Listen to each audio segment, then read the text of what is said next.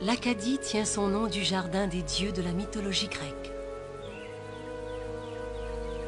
C'est ici que sont les plus belles terres d'Amérique.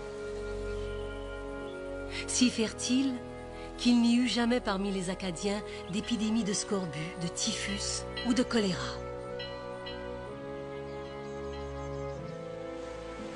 Mais ils vivaient sur une faille continentale, à la frontière des colonies de deux grandes puissances qui se vouaient une haine meurtrière. L'Acadie a été échangée entre la France et l'Angleterre au moins 6 fois en moins de 100 ans. Si souvent que les traités la nomment Acadie ou Nouvelle-Écosse, comme s'il s'agissait d'un seul nom.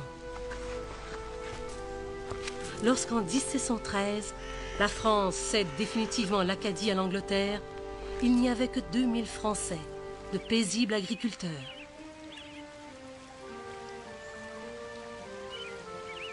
On leur accorde 1 an pour déménager.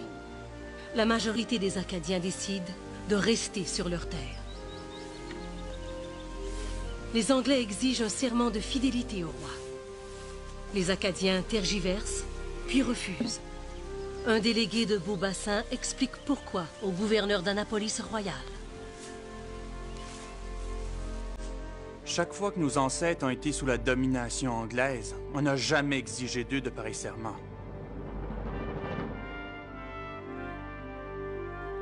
Cinq ans après la cession, le gouverneur Richard Phillips écrit à Londres. Ils ne prêteront pas le serment d'allégeance, pas plus qu'ils ne quitteront le pays. Après avoir cédé Terre-Neuve et l'Acadie à l'Angleterre, la France décide de consolider sa seule possession sur la côte atlantique, l'île Royale. En 1720, elle y construit une énorme forteresse militaire, Louisbourg. En quelques années, Louisbourg devient le centre de la pêche et du commerce français en Amérique et la hantise des autorités de Boston. En 15 ans, la petite population française d'Acadie a doublé. Ils sont maintenant 4000. Leur fidélité à la couronne anglaise est maintenant devenue essentielle. Phillips décide d'obtenir le serment tant exigé. Il leur promet qu'ils seront dispensés de porter les armes.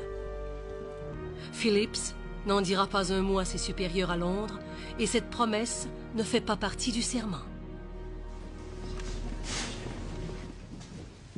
Je promets et jure sincèrement en foi de chrétien. L'astuce de Phillips réussit. Le notaire, Alexandre Bourg-Bellumeur, était témoin. Sa Majesté le roi Georges le Second. Nous certifions que son Excellence le Seigneur Richard Phillips a promis aux habitants des mines qu'il les exempte du devoir des armes et de la guerre contre les Français et les sauvages, et que les 10 Français se sont engagés et ont promis de ne jamais prendre les armes contre le royaume d'Angleterre.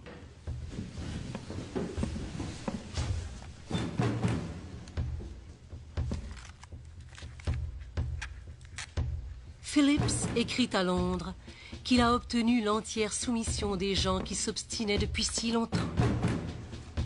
Les Acadiens, eux, croient avoir trouvé le moyen de sauvegarder leur religion et leur langue. Dès 1730, les Anglais appelaient les Acadiens les neutres ou neutres français. Mais le compromis de Phillips allait avoir des conséquences affreuses.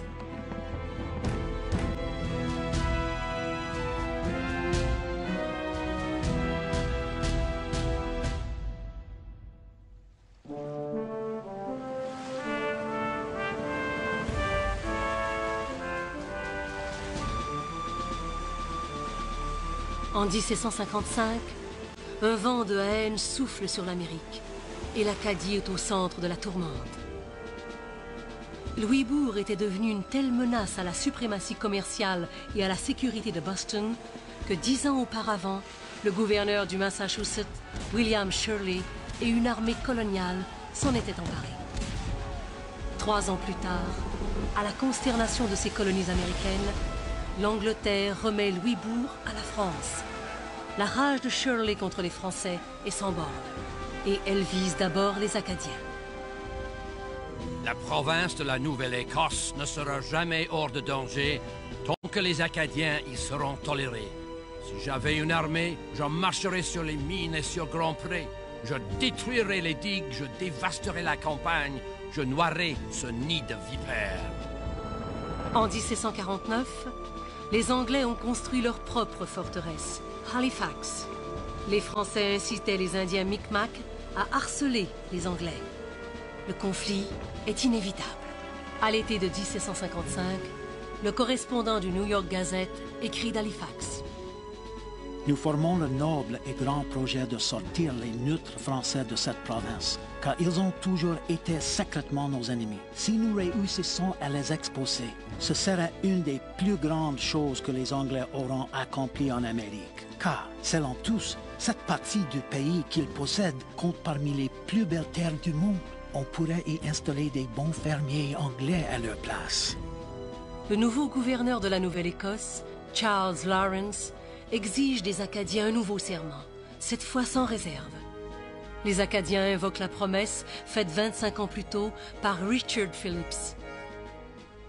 Nos pères, ayant prêté pour eux-mêmes et pour nous un serment de fidélité qui a été approuvé plusieurs fois au nom du roi, nous ne commettrons jamais l'inconstance de prêter un serment qui change tant soit peu les conditions et privilèges qui nous ont été accordés par nos pères et nos souverains dans le passé. Le 11 août 1755, Lawrence écrit au lieutenant-colonel John Winslow, commandant le détachement du Massachusetts à Grand Pré. Vous devrez avoir recours aux moyens les plus sûrs pour rassembler les habitants et les embarquer.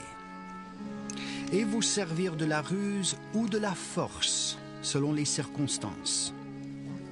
Je désire surtout que vous ne teniez aucun compte des supplications et des pétitions que vous adresseront les habitants. J'ordonne à tous les habitants, y compris les vieillards, les jeunes gens, ainsi que ceux âgés de 10 ans, de se réunir à l'église de Grand Pré le vendredi 5 courant à 3 heures de l'après-midi.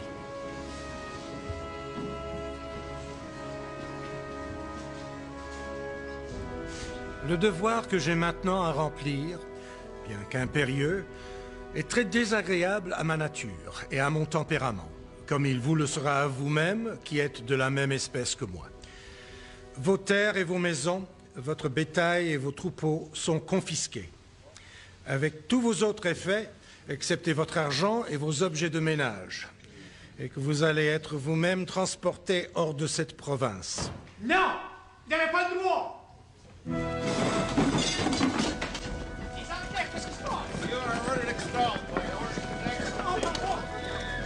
L'Acadie était britannique depuis 42 ans.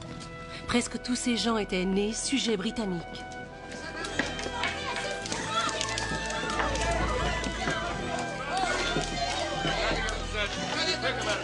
John Thomas, un médecin avec les troupes de Winslow, tient un journal méticuleusement détaillé de cet automne de 1755.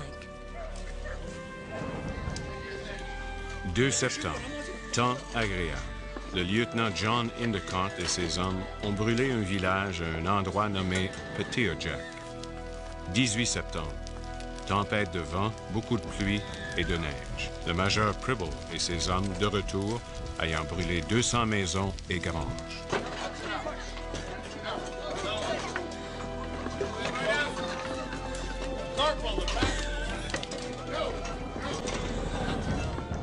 Il y avait en Acadie, à l'été de 1755, 12 000 Acadiens d'origine française.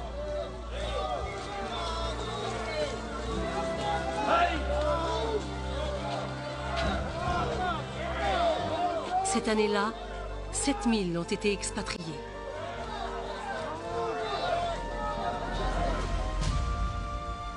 La déportation durera 5 ans et en tout, plus de 10 000 Acadiens seront exilés.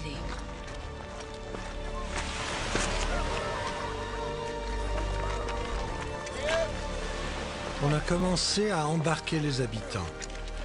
Les femmes très affligées portaient leurs nouveau-nés dans leurs bras et d'autres traînaient dans des charrettes leurs parents infirmes et leurs effets. En somme, ce fut une scène où la confusion se mêlait au désespoir et à la désolation.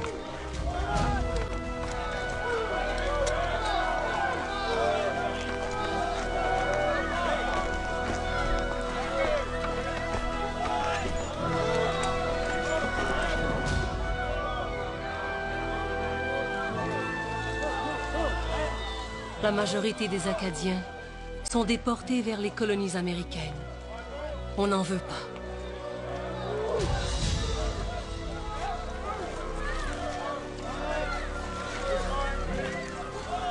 Jean Labordor et sa famille de 7 enfants se retrouvent à Salem, au Massachusetts. On est tous là, ensemble, en plein hiver, sans vivre et sans feu, dans une maison qui n'a ni toit ni porte. Quand il mouille, il faut changer le lit de place. Quand je me suis plaint au Selectman que la maison était inondée, que tout est flotté, il m'a répondu de me construire un bateau et de naviguer dans la maison.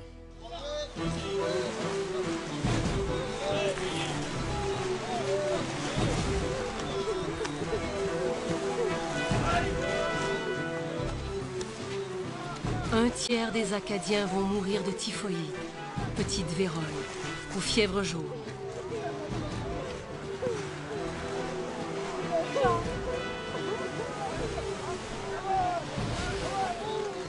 Un tiers vont s'établir en Louisiane. Les autres sont dispersés en France, en Angleterre, dans les colonies américaines, aux Antilles.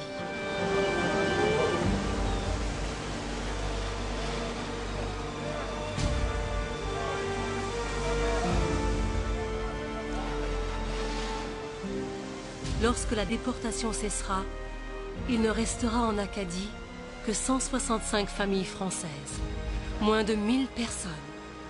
En 1756, le vent de guerre qui souffle sur l'Amérique va devenir un ouragan.